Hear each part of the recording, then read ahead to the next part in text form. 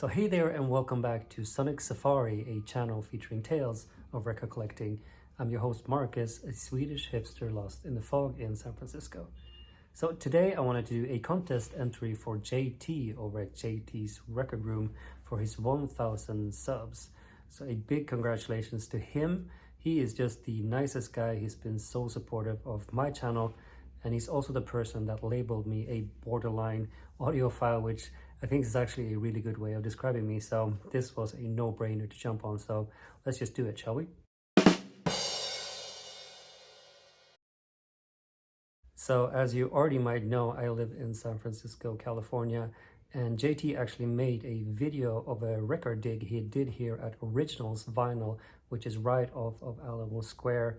And so happens I live only a few blocks away, so I go there all the time.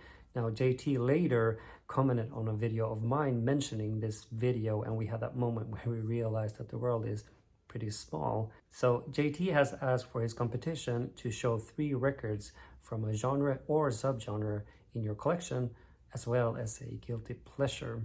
So given that I am Swedish and I also lived about 7 years in Madrid in Spain, and now coming up on 11 years here in San Francisco, what I'm going to do is I'm going to pull 3 records that represent a genre or subgenre of my collection back here, but that also represents one of these places because they are very important to me. So I'm going to add that as an additional twist.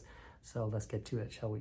So my collection currently, I would say, is roughly about 45% jazz, 45% indie, alternative rock, and 10% soul. And I'm just 10 records or so short of 1,000 records. So first off, representing indie alternative rock, which is really where my collecting started, and also the hometown of mine, Umeå, which is in the north of Sweden, we have this one, Komeda, The Genius of Komeda, which was released originally in 1995. This is their first release in English, and it did have some success being featured on MTV, and they toured in the US. They are inspired by Velvet Underground, especially that kind of cinematic landscape, and they've also been compared to Stereolab. So hopefully that helps you figure out where they are musically. I would also say that one thing that makes them stand out are the lyrics, which are kind of witty and humorous at times, so really worth checking out. For the next record, I wanted to pick one from a singer-songwriter because looking at my collection, I realized that I have a lot of records from singer-songwriter as a subgenre of indie alternative rock.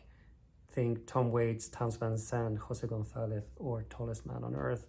And I also wanted this record to represent Madrid, Spain, where I lived for 7 years before coming here to the US, and that's also where I met my wife. So I picked this one, Nacho Desaparezca, Aqui from 2012.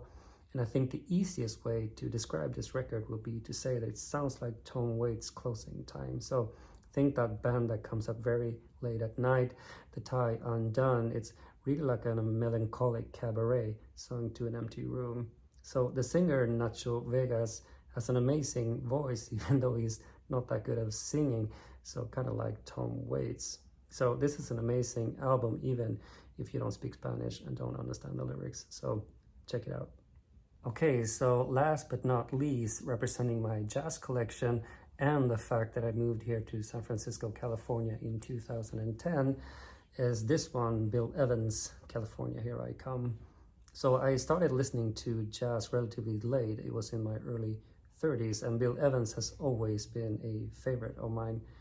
So this one was recorded live in 1967, but not released until 1982. And it was recorded at the very famous Village Vanguard, where he recorded probably his most famous and I would say maybe one of the best jazz recordings ever, Sunday at the Village Vanguard.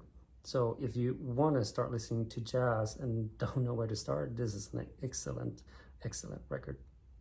Okay, so then for the guilty pleasure, I'm not really sure how you define a guilty pleasure, so I'm just going to mention one song that might surprise you if you consider the records in my collection, and also a song to honor JT himself, the other JT, Justin Timberlake's Cry Me a River. Everything about that song is perfect. The song itself, the video, the dancing, love it, and I will crank it up and sing it when I'm in my car by myself. Okay, so that's it. Congrats again to JT for your 1,000 subs. You really deserve it, and I really look forward to seeing your videos moving forward. Okay, so that's it for today's episode. Please like, subscribe, and all of that good stuff. On the next episode, we're going to look at record collecting hype words and what they mean to me. Until then, tack och adjö.